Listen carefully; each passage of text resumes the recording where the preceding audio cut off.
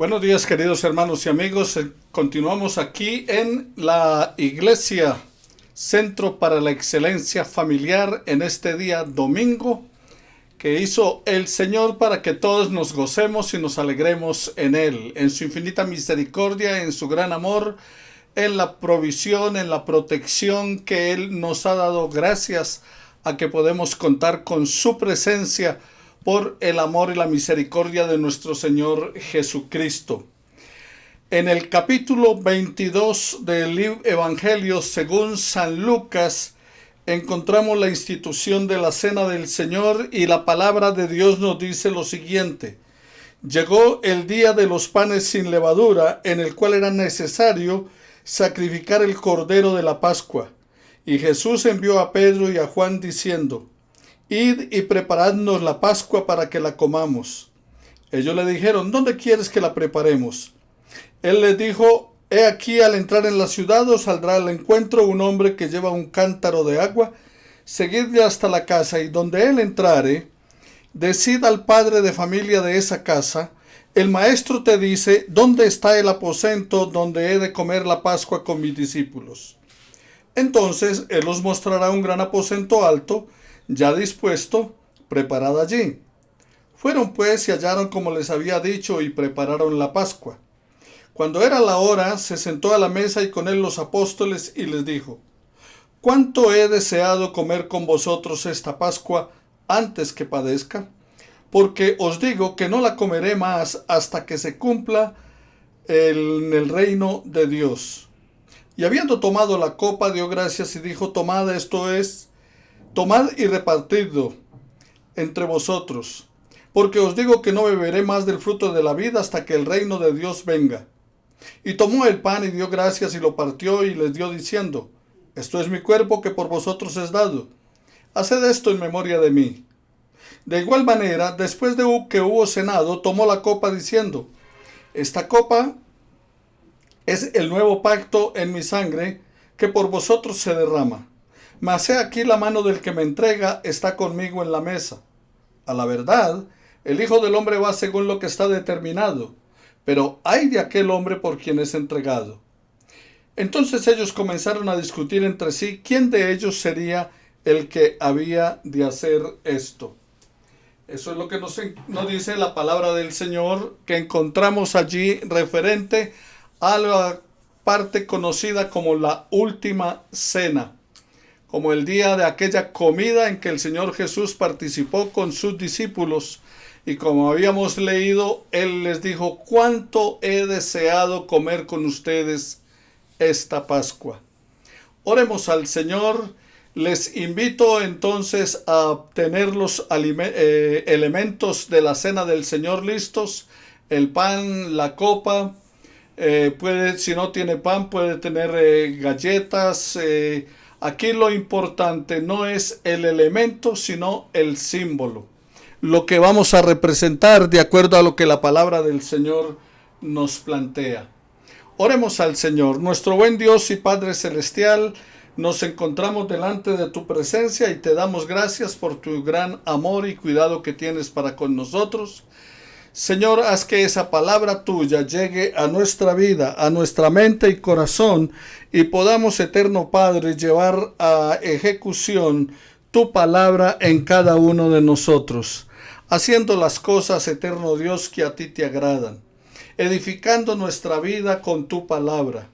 Señor, que tu Santo Espíritu nos moldee, que tu Espíritu Santo esté obrando en nosotros y haciéndonos las personas que tú quieres que seamos, a fin de que te agrademos en todo y demos gloria a tu nombre, y podamos vivir, Señor, quieta y reposadamente bajo tu dirección, bajo tu guía, en el nombre de Cristo Jesús, nuestro Señor y nuestro Salvador. Te alabamos, eterno Dios, por tu infinita misericordia y por tu gracia. Señor, glorificamos tu nombre y te damos gracias por el año más de vida que le has concedido a Jael y a Álvaro durante estos primeros días del mes que avanza. Gracias por tu infinita misericordia, y tu bendición sea para ellos y extensivo a sus familias, en el nombre de Cristo Jesús, Señor nuestro. Amén y amén. Mis queridos hermanos, hoy hablaremos acerca de lo que la palabra del Señor nos plantea, conocido como la cena, la última cena, y también el establecimiento de la cena del Señor.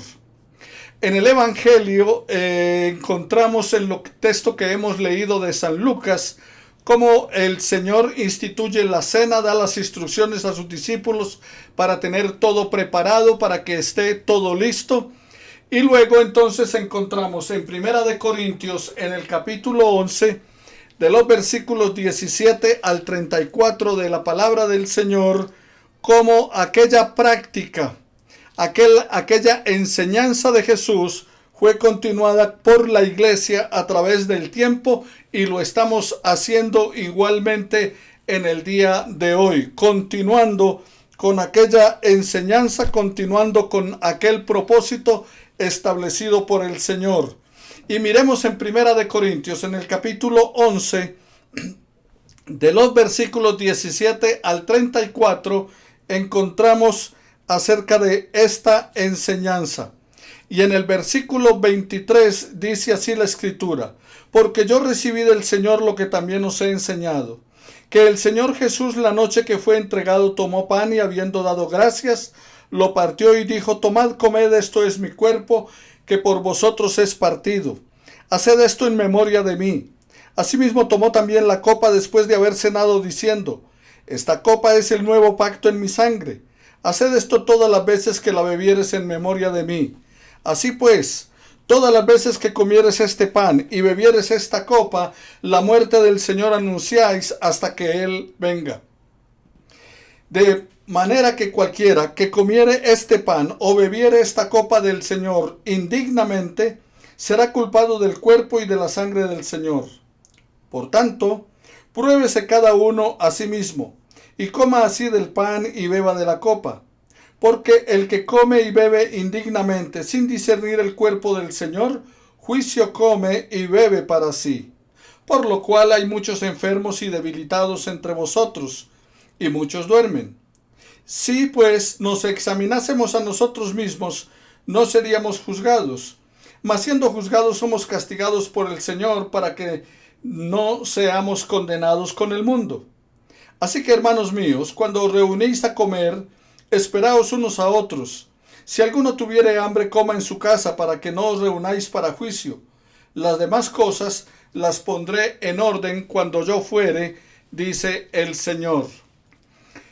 Bueno, aquí, que mis queridos hermanos, queremos encontrar en la cena del Señor hay tres características que tiene, que nos deja plasmada la Escritura, que usted y yo debemos tener en cuenta.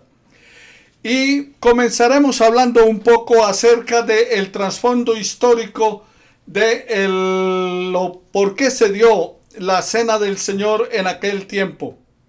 En el Antiguo Testamento, la fiesta de los panes sin levadura era una fiesta que se celebraba celebrando la salida de la esclavitud de Egipto por parte del pueblo de Dios. El pueblo de Dios había estado viviendo en Egipto durante 400 años y muchos de ellos habían sido como esclavos. Ahora, a través de Moisés, Dios dice en la palabra del Señor en el capítulo 3 de Éxodo: he visto la aflicción de mi pueblo. El pueblo estaba siendo martirizado, estaba esclavizado, estaba subyugado por los egipcios, y clamaron a Dios en medio de su desesperación, en medio de su dolor, en medio de su lucha. Buscan la presencia de Dios, claman por socorro de Dios, piden a Dios liberación y piden protección. Y dice la palabra del Señor que Dios dijo: he oído la aflicción, he visto la aflicción de mi pueblo, he oído su clamor y he descendido para librarlos. Y envió a Moisés con mano poderosa, brazo fuerte, a través de señales y prodigios que Dios hizo en medio del pueblo con las plagas, y logró la liberación. Cuando ellos salieron libres, entonces recibieron una orden de conmemorar en el pueblo de Israel esa liberación. Ahora, para ello entonces establecieron una fiesta anual que debían estar realizando, y era la fiesta de los panes sin levadura. Esta fiesta duraba una semana y se celebraba en el mes de Nisan. O sea, eso cae entre el 15 de marzo y el 21 de abril. Y en esa semana se conmemoraba entonces la liberación de la esclavitud, el éxodo. El primer día de esa fiesta se celebraba la Pascua y se sacrificaba un cordero en representación de la salvación que Dios les había dado. Aquel día del éxodo allí en Egipto, Dios les había dicho, Éxodo capítulo 12, versículo 3, tómese un cordero por familia, sacrifíquenlo y unten la sangre de ese cordero en los dinteles de las ventanas y en las puertas, o sea, en los marcos, porque el ángel de la muerte vendría y eliminaría los primogénitos de todos los egipcios. Y para que el pueblo de Israel se salvara, se escapara y no sufriera esa muerte, ese castigo, tenían que con la sangre de ese cordero untarla en los marcos de las puertas y las ventanas, y así el ángel de la muerte no entraría a las casas de los israelitas. Y vino entonces aquella noche salvación para todos ellos, y al otro día mandó el faraón que podían salir libres. Ese fue un tipo acerca de lo que iba a venir. Jesucristo es el Cordero de Dios que con su sangre derramada quitó nuestro pecado, quitó el pecado del mundo. Entonces, esa es la parte histórica del por qué se celebraba esta fiesta. Y en el Nuevo Testamento, en los primeros años de la era cristiana, los hermanos realizaban fiestas que se llamaban ágapes, o sea, fiestas de amor. Dichas conmemoraciones tenían el propósito de la convivencia entre los hermanos. Primera de Corintios capítulo 11 versículos 20 al 34. Y también usted lo encuentra en Judas versículo 12. Ahora, se celebraban después de participar de la cena del Señor. O sea que ellos se reunían como iglesia, tenían la cena del Señor como la celebramos, pero luego entonces tenían una comida de convivencia, un ágape, un tiempo de compañerismo. Y allí entonces ellos comenzaban a participar de estas celebraciones. Pero con el pasar del tiempo, estas reuniones perdieron su objetivo. Los miembros más pudientes comenzaron entonces a llevar manjares, a llevar cosas costosas y demás a la celebración, pero solo se la comían entre ellos, no compartían con la congregación, no esperaban incluso a la congregación. Cuando llevaban las cosas se sentaban a comer sin esperar al resto. Y muchos incluso llegaron hasta embriagarse en esas reuniones, como usted lo encuentra en Primera de Corintios capítulo 11 versículo 21. De esta manera entonces terminaron ellos, mis queridos hermanos y amigos, convirtiendo aquella fiesta espiritual, aquella fiesta de amor, aquel ágape en motivos de glotonería y de semejantes a las orgías y de ebriedad que hacían en los templos paganos cuando celebraban algún tipo de fiesta. Y de esa manera eso vino entonces a tergiversar, a eclipsar lo que era la cena del Señor establecida por él. Esa es la razón por la cual el apóstol Pablo les escribe en este pasaje de Primera de Corintios 11 con relación a la cena del Señor y nos enseña tres características. La primera característica que nos enseña es que la cena del Señor no es una institución humana.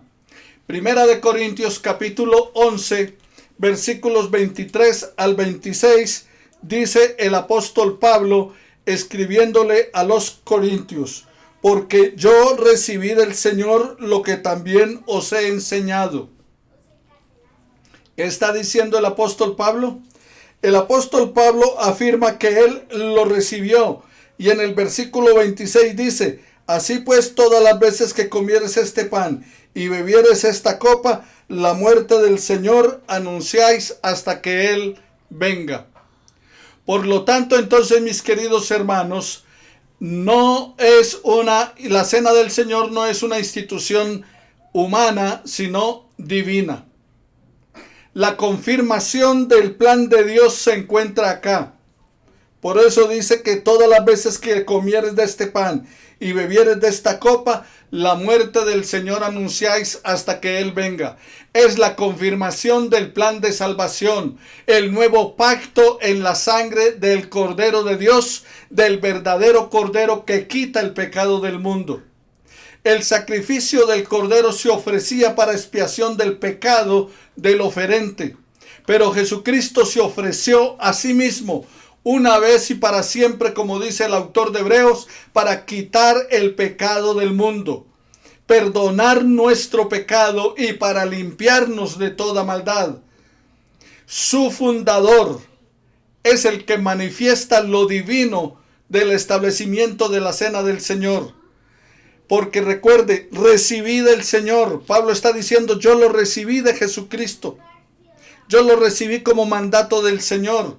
Y cuando leímos al comienzo de este mensaje en el Evangelio según San Lucas, es Jesús el que le dice a los discípulos, quiero comer con ustedes esta Pascua. Lucas capítulo 22, versículo 15. Mateo capítulo 26, versículo 18 y versículos 26 y 29. Jesús fue quien estableció la cena del Señor.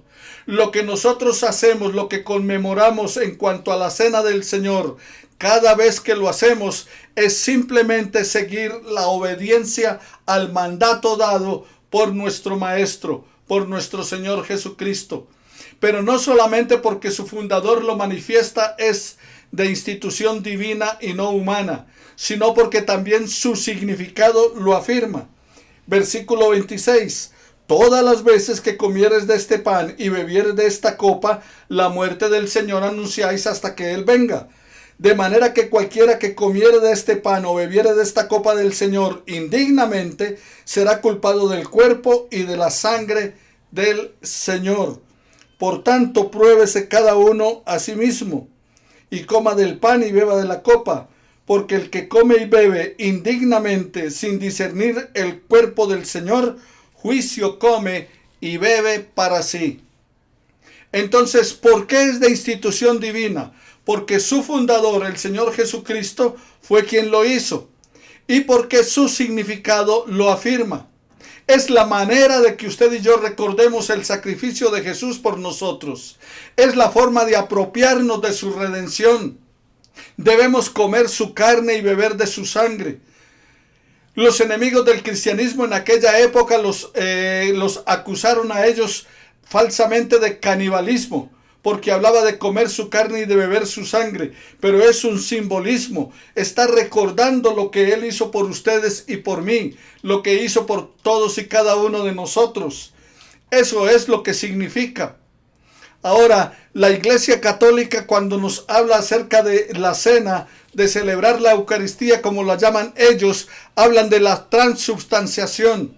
Y la transubstanciación es la creencia de que literalmente el pan y el vino se convierten en el cuerpo y la sangre de Cristo al ser bendecido por el ministro, o sea, el sacerdote. Pero estas frases, mis queridos hermanos, son simbólicas y nos hablan es acerca de el apropiarnos ustedes y yo del sacrificio del Señor, de hacerlo nuestro, de hacerlo efectivo en nuestra vida por fe.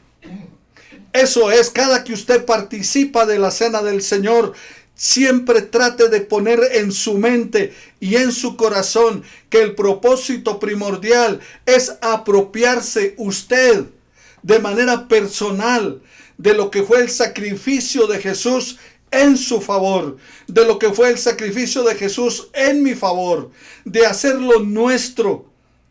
Acabamos de terminar la época navideña. Y la Navidad no es pecado. La natividad no es algo pagano.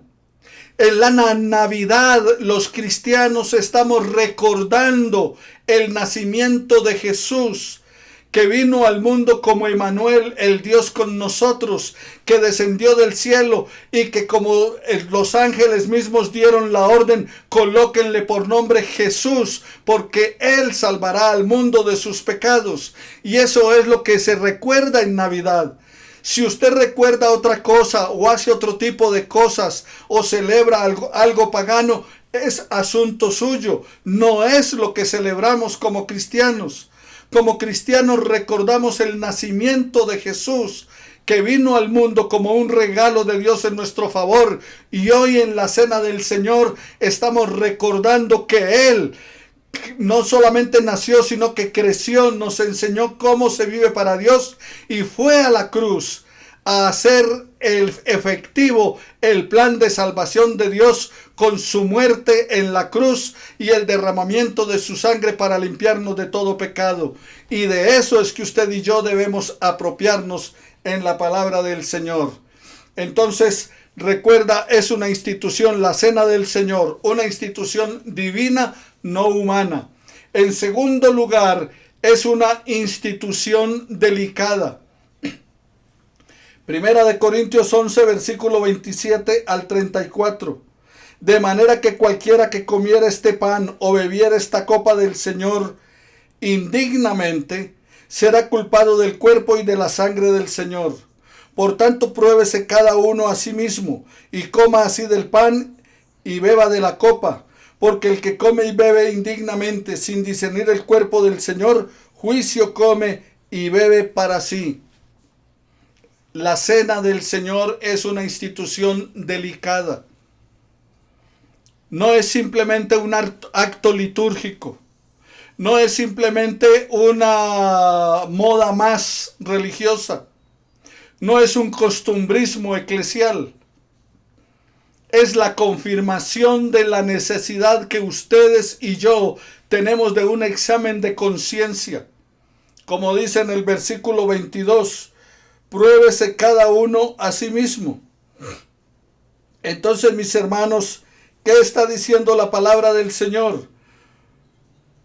Que debemos hacerlo de una manera delicada. Primera de Corintios 11, versículo 22 dice, pues, ¿qué? ¿No tenéis en casas en que comáis y bebáis? ¿O menospreciáis la iglesia del Señor y avergonzáis a los que no tienen nada? Entonces, ¿había necesidad de qué? De durante la cena del Señor hacernos un examen de conciencia. Ellos debían hacerla.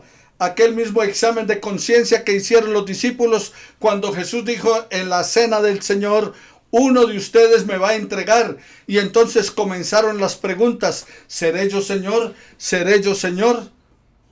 Y entonces van y acuden a Juan y le dicen, pregúntale al maestro que quién es. El apóstol Pablo está diciendo, no que preguntemos quién es, no que averigüemos si es el otro, no que miremos cómo está la viga, la paja en el ojo del otro sin mirar nuestra viga. La palabra del Señor nos está diciendo, pruébese cada uno a sí mismo. Como lo hizo el salmista en el Salmo 51, examíname, oh Dios, pruébame. Es que cada uno de nosotros debe tener un examen de conciencia, poder tener una mirada introspectiva acerca de lo que estamos viviendo, cómo estamos viviendo, qué estamos haciendo, qué es lo que estamos practicando aún, nuestra vida espiritual, nuestra vida de fe, nuestra vida religiosa, cómo la estamos viviendo. Por eso nos invita la palabra del Señor, pruébese cada uno a sí mismo. ¿Por qué? Porque entre ellos hubo negación y hubo traición. Ahora, la diferencia entre traición y negación es que la traición requiere planear, ejecutar y esperar el resultado, que fue lo que pasó con ellos, con los discípulos. Cuando Judas traiciona a su maestro, la traición demandaba ¿qué? Un tiempo para planear, pensar qué es lo que voy a hacer, un tiempo para ejecutar. Fue allí y vendió, fue donde los sacerdotes y vendió a su maestro. Y también un tiempo para esperar el resultado. Fue y esperó el momento oportuno para llevarlos a ellos allí al huerto donde estaban solos, alejados del pueblo, y entonces tomarlo cautivo. Y la negación es diferente, como en el caso que le sucedió a Pedro, porque la negación es instantánea. Se hace sin pensar. Muchas veces se hace por salir de una situación incómoda, como fue lo que sucedió con Pedro, que le negó solamente porque estaba en una situación incómoda allí con la gente que habían tomado preso a Jesús y le dijeron, este es de ellos, habla como ellos. Y él dijo, yo no conozco a ese hombre. Entonces, por esa razón, mis queridos hermanos, porque en nuestra vida, al igual que Judas, al igual que Pedro, nosotros le hemos fallado a nuestro Dios. Nosotros le hemos fallado a nuestro Padre Celestial. Nosotros le hemos fallado a nuestro Salvador y Señor Jesucristo. Nosotros nos hemos resistido a la dirección, a la guía del Espíritu Santo. Entonces, esa es la razón por la cual debemos examinarnos a nosotros mismos al momento de participar de la cena del Señor. Por eso dice que pruébese cada uno a sí mismo, versículo 28. Por tanto, pruébese cada uno a sí mismo y coma del pan y beba de la copa. Y luego entonces entra a hacer una advertencia, porque el que come, versículo 29, y bebe indignamente sin discernir el cuerpo del Señor, juicio come y bebe para sí. ¿Por qué debe discernirse? O sea, ¿por qué debe analizarse? ¿Por qué debe revisarse? ¿Por qué debemos pensar bien lo que estamos haciendo? ¿Por qué debemos examinarnos? Bueno, la razón, mis queridos hermanos, de por qué nosotros debemos hacer una revisión de nuestra vida espiritual es porque el juzgamiento externo es hecho por un pecador.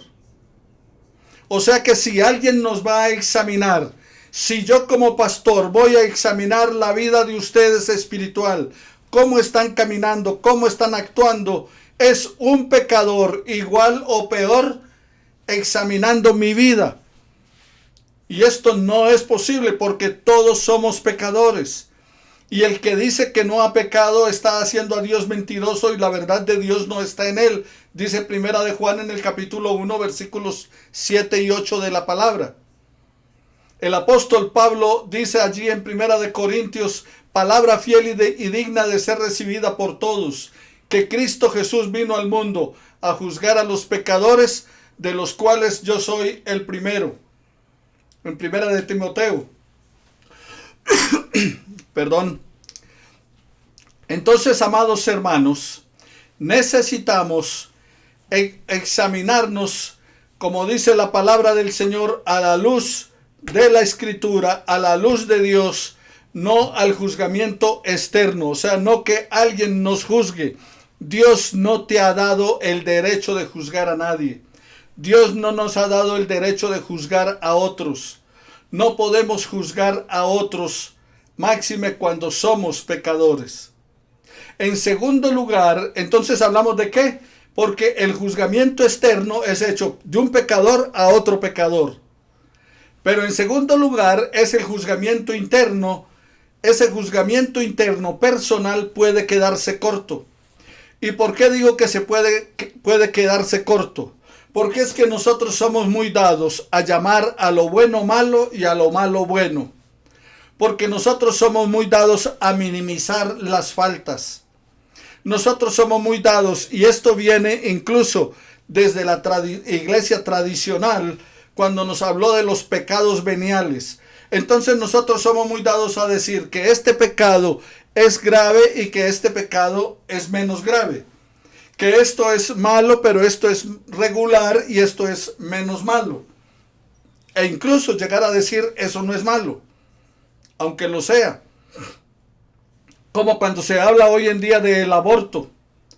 Y entonces se legaliza el aborto en diferentes países, y en el nuestro se autoriza entonces otro tipo de medidas inadecuadas simplemente porque no es malo, o no es tan malo, o socialmente no es aceptable. Entonces el juzgamiento interno personal se puede quedar corto. ¿Por qué? La palabra del Señor dice, teniendo cauterizada la conciencia. Cuando una persona tiene cauterizada su conciencia, posee una mente reprobada, dice la palabra del Señor. Es incapaz de sentir vergüenza de nada. Igualmente, la persona pierde sensibilidad. Su conciencia está muerta y en tal condición no siente remordimiento de lo malo que hace.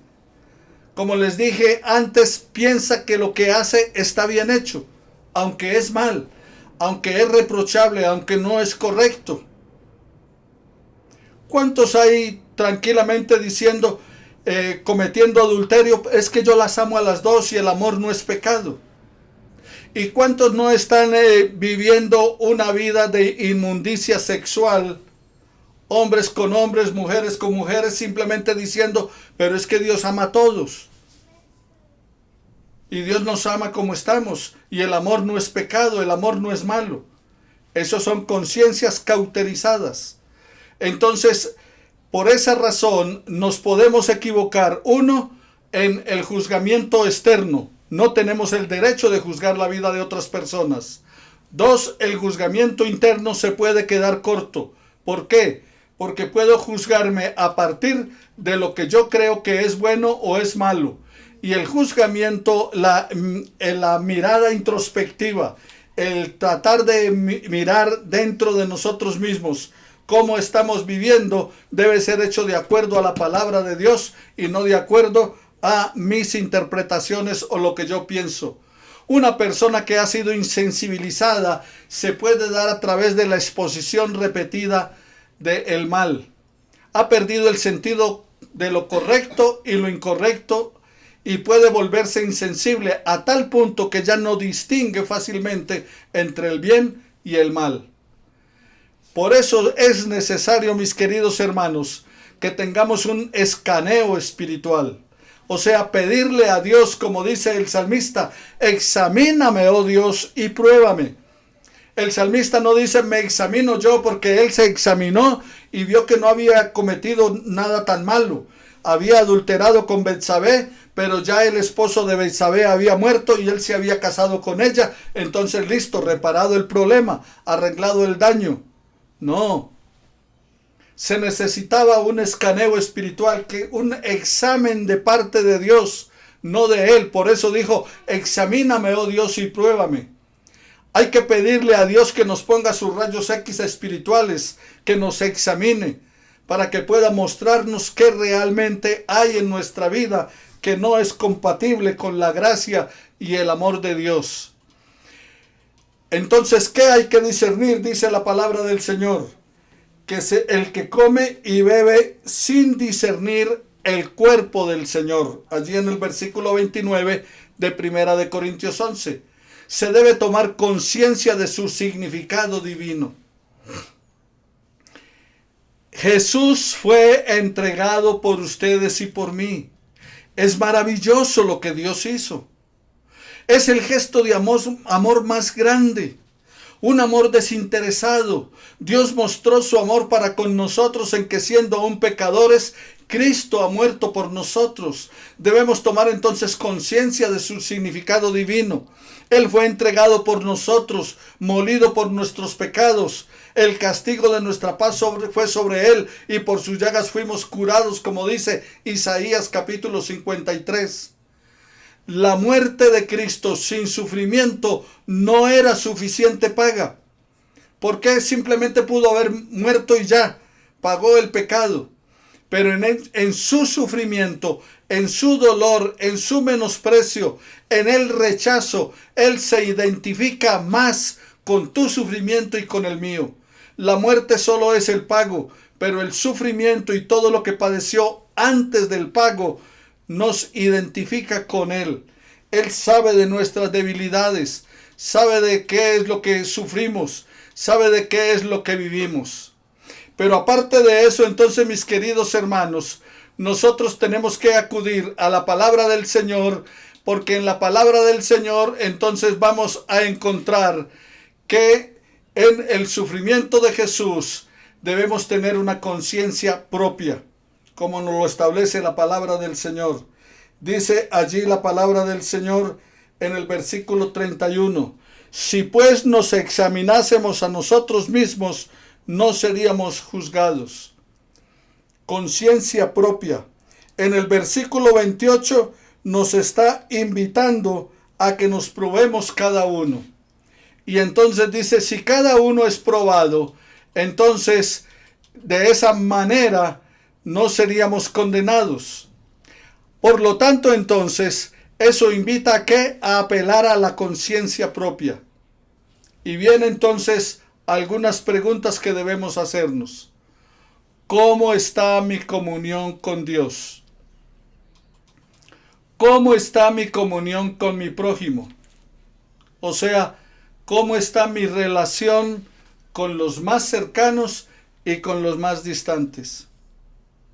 Querido hermano, durante este tiempo de pandemia que has estado aislado, metido allí en casa con tu familia, donde nadie puede irse de un lado para otro, sino todos allí, ¿cómo ha sido la relación entre ustedes?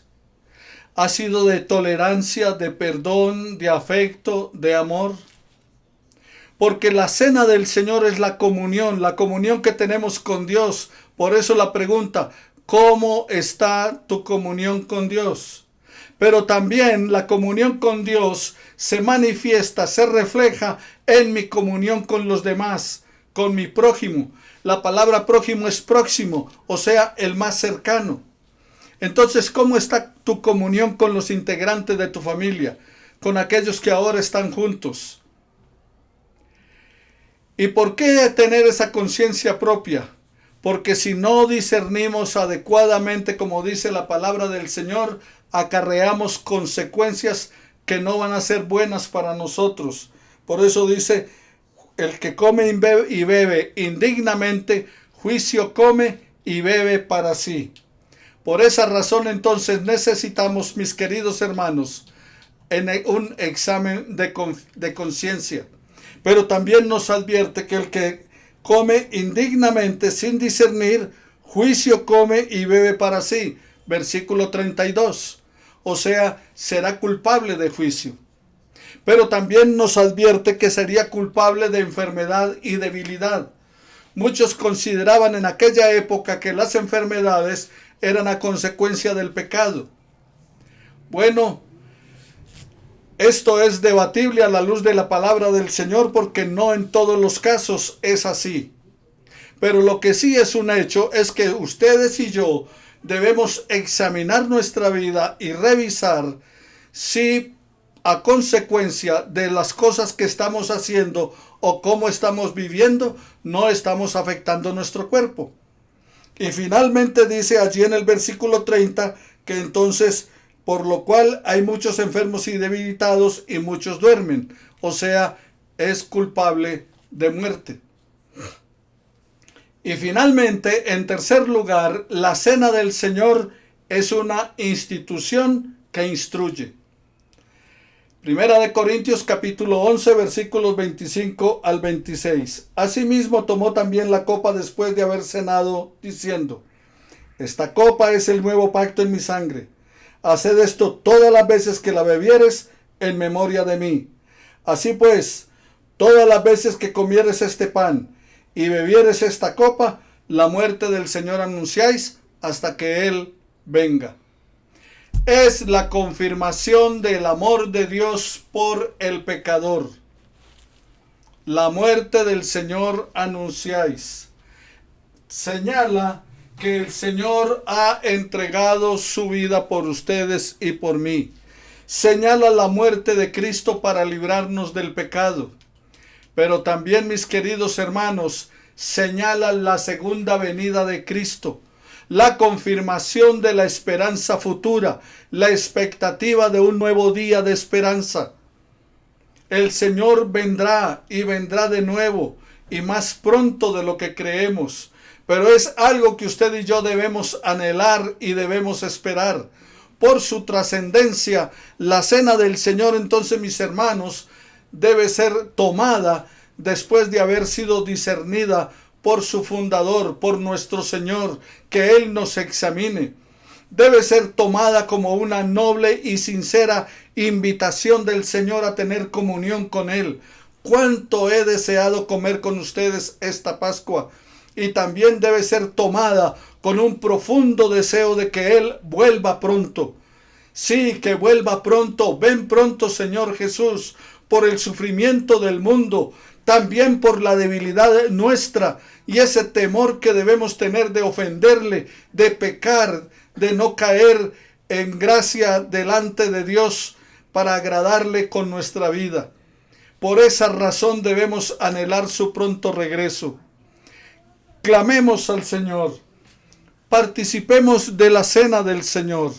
Les invito a ustedes entonces a seguir como dice la palabra del Señor en aquel momento cuando Él dijo: deseo comer con ustedes esta Pascua, y luego entonces toma el pan, lo parte y da gracias al Señor.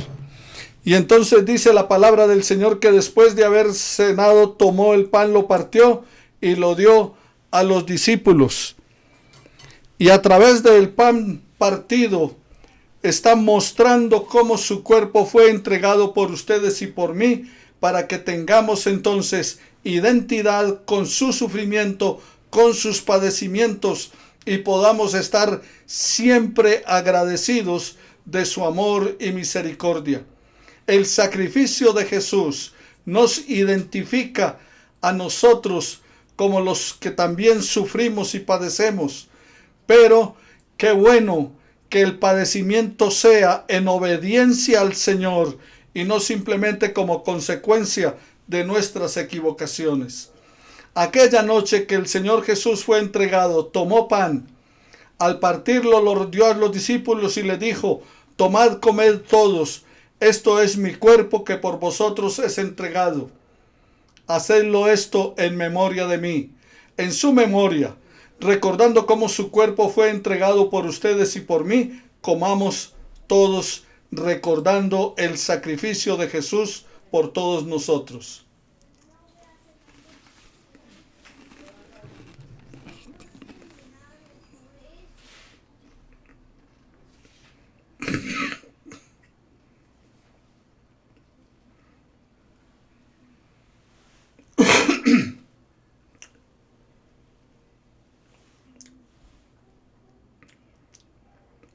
Nos dice asimismo la palabra del Señor que después de haber tomado la copa, haber cenado, tomó la copa, la entregó a los discípulos y les dijo: esta copa es el nuevo pacto en mi sangre.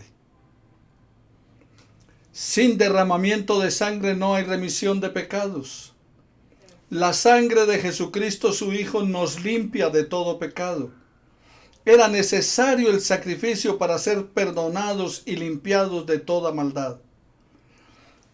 En su memoria, recordando cómo su sangre fue entregada por usted y por mí, cómo fue derramada en aquella cruz para limpiarnos de todo pecado, para limpiarnos de toda maldad y que podamos tener plena comunión con Él. Recordando el sacrificio por ustedes y por mí, bebamos todos de ello, conmemorando el sacrificio, su muerte y su sangre derramada en la cruz a nuestro favor. En su memoria, bebamos todos.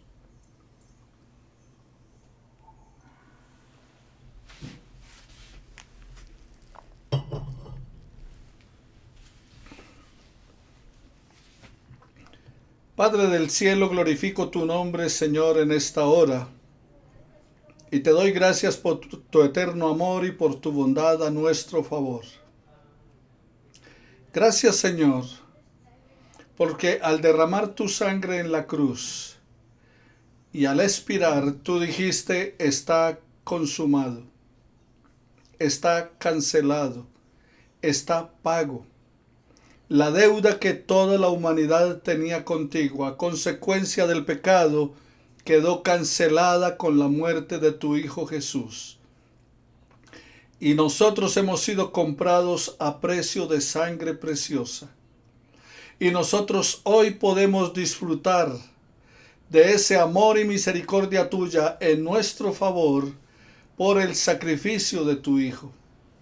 Gracias por permitirnos celebrar hoy esta cena, la primera cena de este año, recordando también que en este año 2021, también contaremos con tu gracia y con tu favor, con tu maravilloso amor a favor nuestro. Gracias por la presencia tuya. Gracias porque esa presencia tuya nos garantiza tu protección, pero también nos garantiza tu provisión, porque tú suplirás todo lo que nos falte conforme a tus riquezas en gloria en Cristo Jesús. Te alabamos y te glorificamos y anhelamos y deseamos tu pronto regreso. Ven pronto, Señor Jesús. Ven, Padre, te necesitamos porque somos débiles, porque la situación es apremiante, porque la crisis que vive el mundo es terrible. Esta pandemia es terrible, Señor, y ha afectado nuestras vidas de muchas maneras. Pero gracias te damos por la oportunidad que nos das, de cualquiera que sea nuestra situación, sea en medio de la pandemia, sea con problemas de COVID o no, sea cualquiera la que fuere la situación, tú eres glorificado por nosotros. A ti te pertenecemos, eres nuestro Padre, tu Hijo es nuestro Salvador y Redentor, y tu Espíritu Santo es nuestro Consolador y Guía.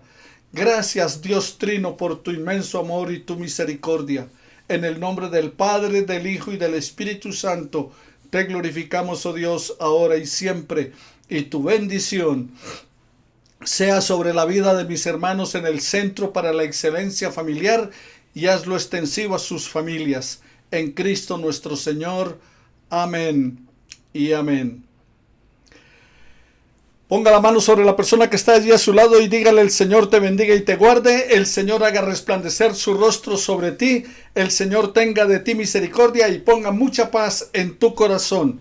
Te bendigo en el nombre de Cristo Jesús, que tengas una semana maravillosa. Sigue orando, sigue esperanzado en el Señor. Gracias a todos los que han estado orando por nuestra familia.